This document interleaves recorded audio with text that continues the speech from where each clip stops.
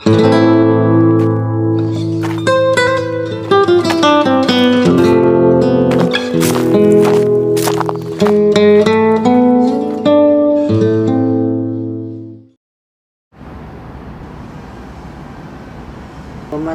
ang buwan ng Oktubre ay nagpahayag si Kapitan Tiago na may nagaganap na handaan sa kanyang bahay.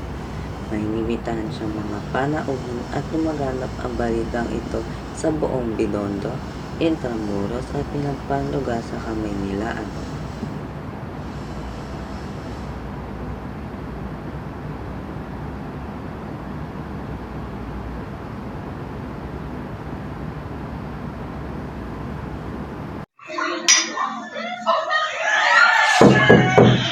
Malaki ang pagkakaiba ng pamamahala dito sa Pilipinas kumpara sa Madrid.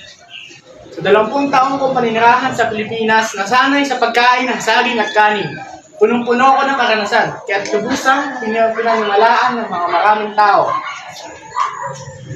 May katotohanan ba ang paniniwalang ang mga Pilipino ay mga mabagal na pag-unlad ng bayan? Tanangin ninyo si Ginoo Laura kung may higit pa sa kamangmangan ng mga Indio. Mga Ginoo, alalahanan natin tayo na sa bahay ng isang Indio.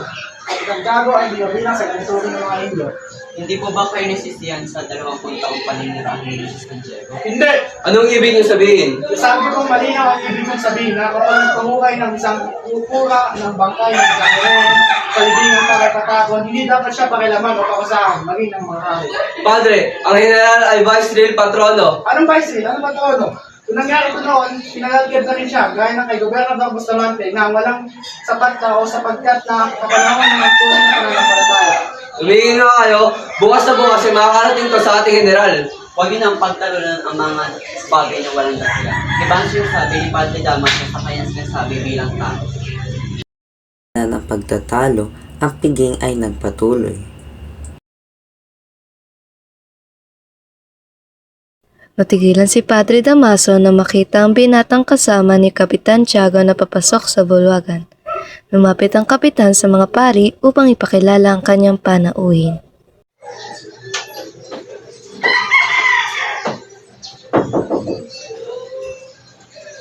Pinapakilala ko sa inyong lahat, si Don Crisostomo Ibarra.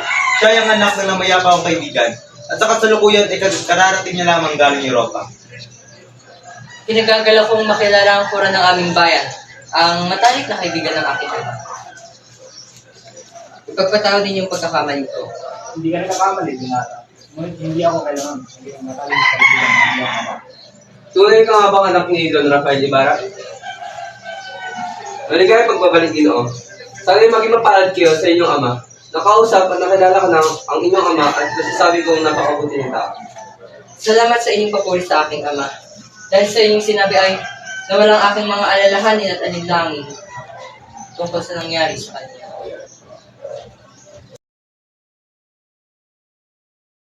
Umalis ang tinyente at naiwang mag-isa si Ibarra. Dahil walang nagpapakilala sa kanya sa mga dilag, minabuti niyang sundin ang kaugalian sa ibang bansa. Ipagpaumanhin ninyong gagamitin ko ang kaugalian sa bansang Alemanya na magpakilala ng sarili kung wala siyang kakilala sa isang pagtitipon. Ako si Crisostomo Ibarra. Buenos Dias, Ginong Ibarra. Buenos Dias, Ginong Ibarra. Nais ko magpakilala sa inyo. Ako nga pala si Kapitan Tino, taga-Tondo. Ibigan ni Kapitan Tiago at na inyong ama, na inyong mamarapati. Nais ko sana kayong imbitahan bukas sa panangayon. Kinagagala ko kayong makilala, Ginoo. Ngunit, hindi ko kayang tugunan ang inyong imbitasyon sapagkat ako ay uuwi ng San Diego bukas. Nakahanda na po ang pagkain. Sa hudyat na iyon, nagtungo ang mga panauhin sa komedor para sa hapunan.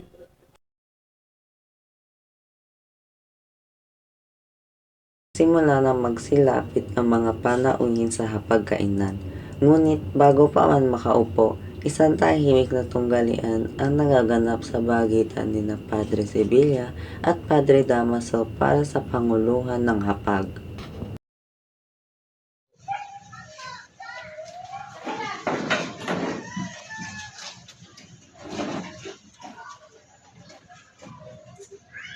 Kayo na po ang maupo, Padre Damaso. Higit kayong karapat dapat sapagkat kayo ang kompensor ng pumanaw na ginang ng may bahay at kaibigan. Higit mas nakakatanda, may kapangyarihan at may katungkulan. Hindi naman po katandaan, Padre Sibylla. Sa palagay ko rin, kayo ang narapat dahil kayo ang pura ng bayang ito. Sumusunod lamang po ako sa inyong mga ipinag-uutos.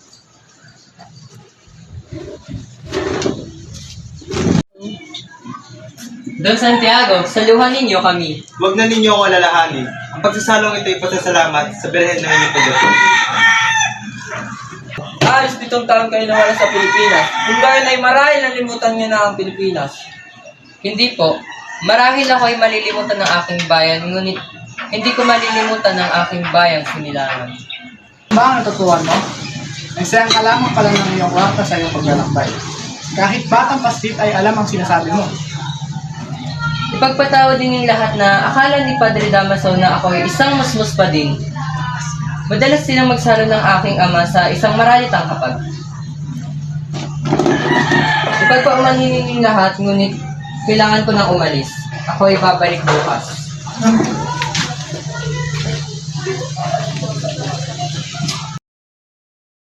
Aalis si Ibarra, muning ng insulto si Padre Damaso. Yan ang epekto ng pag-aaral ng isang Indio sa ibang bansa.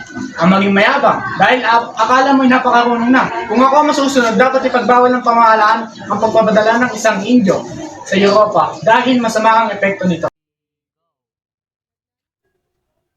Naglalakad si Crisostomo Ibarra sa liwasang Binondo ng walang tiyak na direksyon. 7 taon siyang nawala, ngunit tila walang nagbago sa paligid. Sa gitna ng kanyang paglalakad, isang kamay ang pumatong sa kanyang balikat, ang tinyente ng Guardia Civil. Sana huwag mong sapitin na sinapit na yung ama. Mag-ingat ka at sana maging aral sa'yo ang sinapit niya sa bilangguan. Sa palagay ko ay naging malapit kayo sa aking ama. Maaari niyo bang ikwento kung ano ang nangyari sa kanya? Batid ng lahat ang pagkamatay ng iyong ama sa loob ng bilangguan. Nagkakwento ang tinyente kay Crisostomo habang naglalakad sila patungo sa kwartel. Mabait na tao si Don Rafael. Subalit, marami rin ang nagagalit at may pagkakimkim na galit sa kanya. Ano po ang inyong ibig sabihin? Ang iyong ama ay pinaratangan ng pagpaslang sa isang artelyero. Gusto niya lamang iligtas ang batang sinasaktan nito. Ngunit sa kasamang palad, nabago ang kanyang ulo at ito'y namatay. Doon nagsimula ang kalbaryo ni Don Rafael. Pinaratangan siya ng mga kasalanang hindi niya ginawa. Ang iyong ama ay pinaratangan ng isang erehe at pilibustero. Pinagbintangan din siya bumasa ng mga babasahin tulad ng El Correo de Ultramar o mga babasahin galing sa Madrid. Nagawa niyo po ba siyang tulungan? Ginawa kong lahat upang matulungan ang iyong ama.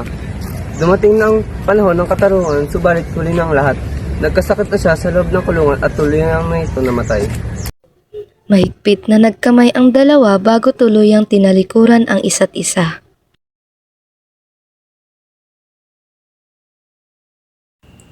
Dumating si Crisostomo Ibarra sa kanyang tinutuluyan sa Fonte de Lala. Bakas sa kanyang mukha ang matinding pagod at kalungkutan mula sa mga nalaman tungkol sa kanyang ama. Kay gulo ng aking isipan. Ito na mula rito sa aking bintana, ang kislap ng mga ilaw sa bahay ni Don Santiago. Ang saya ng mga awitin, ang saya ng orkestra. Ngunit dito sa aking silid, tanging dilim ang aking kasama.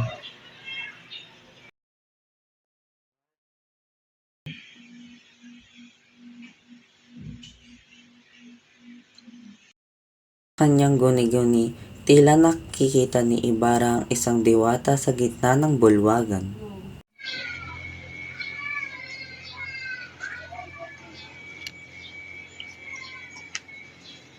Maria Clara, nagdiningning ka sa gitna ng karangyaan.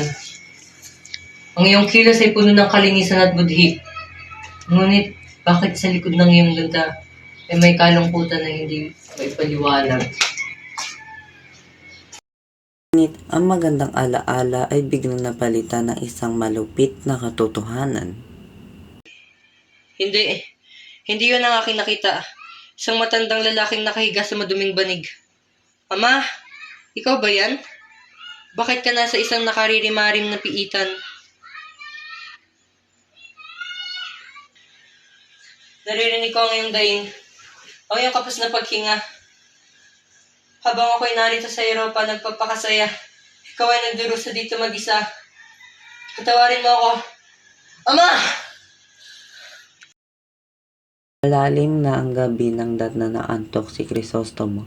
Sa kabila ng labis na pag-iisip, napahimbing siya habang nag-aagaw ang dilim at ang papalapit na bukang liwayway. Si Kapitan Tiago ay isa sa pinakamayaman at malapit sa simbahan at pamahalaan. Sa kabila ng kanyang yaman, may isang bagay na nagkulang sa kanyang buhay noong una, ang magkaanak. Manaloy kayo sa birhen ng Obando upang kayo biyayaan ng supreme. Nagbunga ang kanilang pananampalataya ng isang napakarikit na sanggol na pinangalanang Maria Clara. Ngunit hindi nagtagal ay naghina ang pangangatawan ni Doña Pia hanggang iyon ang naging dahilan ng kanyang pagkasawi. Maria Clara, ang anak na aming ipinanalangin.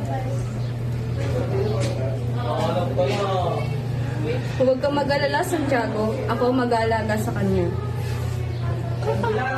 Nang mag-14 anyo si Maria Clara ay pinadala siya sa Beaterio ng Santa Catalina. Ngunit bago pa man ito mangyari, mayroon nang nakatalagang plano para sa kanyang hinaharap. Ibigang Rafael, naniniwala ko na ating mga anak ay ipapakasal sa taktang panahon. Naniniwala rin ako na ang anak natin ay wagas ng pagmamahalan, si Crisostomo Ibarra at Maria Clara. Ang kasunduang iyon ay pinanghawakan ng dalawang matalik na magkaibigang Kapitan Tiago at Don Rafael. Naniniwala silang wagas ang pagmamahal ni Crisostomo Ibarra at Maria Clara. Nagay si Maria Clara pagtapos ng misa kasama ang tiya Isabel dahil agad itong nagyayang umuwi.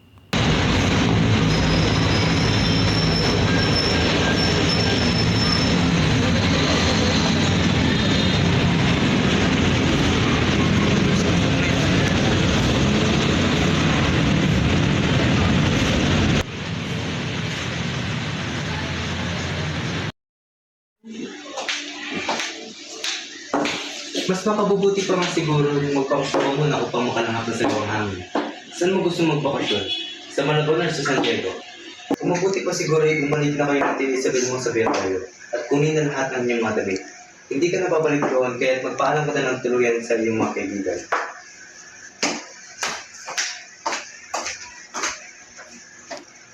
Ikaw pala, Don Crisostomo. Nasiyahan ang dalagang si Maria Clara at agad silang nagkita ni Crisostomo sa azotea. Padpad ang magkasuyo sa azotea at doon nagpusap. Naging tahimik at nagpakiramdaman sila sa umpisa dahil sa matagal na hindi pagkikita. Ngunit kalaunan ay nagbalik tanaw sila sa kanilang nakaraang mga alaala ng kamusmusan, kabataan at masasayang pinagsamahan na naging ugat ng kanilang espesyal na nadarama hanggang ngayon. Napalis ang lungkot ni Crisostomo Ibarra habang tumatakbo ang sasakyan sa kanyang paglalakbay.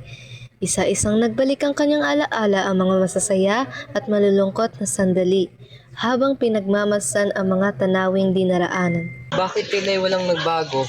Ang kalsada ay lubak-lubak pa rin at hindi aspalto. Maalikabok kapag tag-araw at malubhang malubak kapag tag-ulan. May sumusuro sa aking damdamin. Ang mga bilanggong nag-asikaso para ayusin ang kalsada. Nakakilabot na harasan ang dinanas nila na tinamo rin ng iba pang bilanggo. Sa gitna ng mga pangitahing ito, hindi naiwasan ni Ibarra na ikumpara ang Europa sa kanyang nakikita. Napadaan siya sa Mehan Garden o Hadrin ng Botanica. Naaalala ko ang hardin botanico sa Europa. Malaki ang pagkakaiba sa Maynila. Ang hardin dito ay tila napabayaan at walang pondo. Malaki ang pagkakaiba ng Europa sa Pilipinas. Tila ang Pilipinas na nalulugmok na. Biglang sumagi sa isip ni Ibarra ang mga salita ng isang gurong pari na namayapa na. Ang katarungan ay para sa may puso lamang. Kung ang mga dayuhan ay nandito lamang sa Pilipinas para dumukal ng ginto, kailangan din natin hanapin ang gintong kailangan ng ating bayan, katarungan. Pinagpatuloy ni Ibarra ang kanyang paglalakbay hanggang sa tuluyan na siyang dalawin ng antok. Pa lamang ay nakasalubong na ni Padre Damaso si Maria Clara sa papalabas ng bahay. Pupunta naman po kami sa kumbento para Bigla si Padre Damaso sa tinuran ni Maria Clara. Tingnan natin kung sino ang masusunod at kung sino ang makapangyarihan. Ala, sa kumbento ay nag-uusap si Padre Sibilia at isang paring may sakit tungkol sa mga nangyayari sa bayan at kay Crisostomo Ibarra. Pamilihan tayo dahil kayo pinagsimulaan natin. Kung sino kumarating sa atin ay paparatangan ng pamatangan at dahil kung tayo sa parayaan ng bayan, tayo ang maaaring naging ngunit, paano po ang ating kaaway at kailangan may kumalaban sa atin para mamulat tayo. Dahil posible nangyari dito ang nangyari sa pagsak sa lupa. Hindi maaaring mawawala sa ating pagkakaroon at mga paupahan sa mga lupa. Natututo nang lumaban ang mga Indio. Nagigising na sila sa kanilang kalagayan. Maaaring mawala ito lahat sa atin dahil nangyari sa Europa at tayo pa magulat. Kailangan natin ng pagandaan upang hindi tayo maalis sa pwesto. Sabihin niyo sa akin, tutol ba kayo sa pagbabayad ng Diyos? Hindi iyon sinagot ng pari at sa halip ay itinigil na ang usapang iyon. Ang bayan ng San Diego ay isang lugar na sagana sa kape at asukal. Pinapaligiran ng mayayabong punong kahoy, ngunit sa likod ng kagandahang ito may nakakubling madilim na nakaraan na nag-uugnay sa pamilya ng binatang si Crisostomo Ibarra. Talagang nakakatakot ang kapilang iyon. Pati ang boses ay parang nagmumula sa ilalim ng balon. At ang mata ay parang numisip.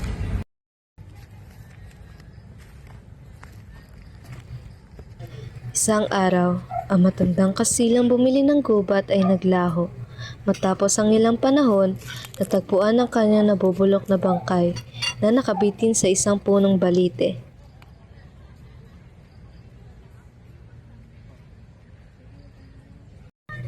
Dumating ang kanyang anak na si Saturnino. Pinayabong niya ang kaalaman sa pagtatanim at pangangaso at nanirahan sa San Diego ayon sa kagustuhan ng ama. At ang naging anak niya ay walang iba kundi si Don Rafael Ibarra. Baka mabuting tao ni Don Rafael. Bigas ang kanyang dunong. Kaya napayaman niya ang lupang minana niya sa kanyang mga ninunong. Ngunit ang yaman at kabutihang ito ay tila may kalakip na sumpa.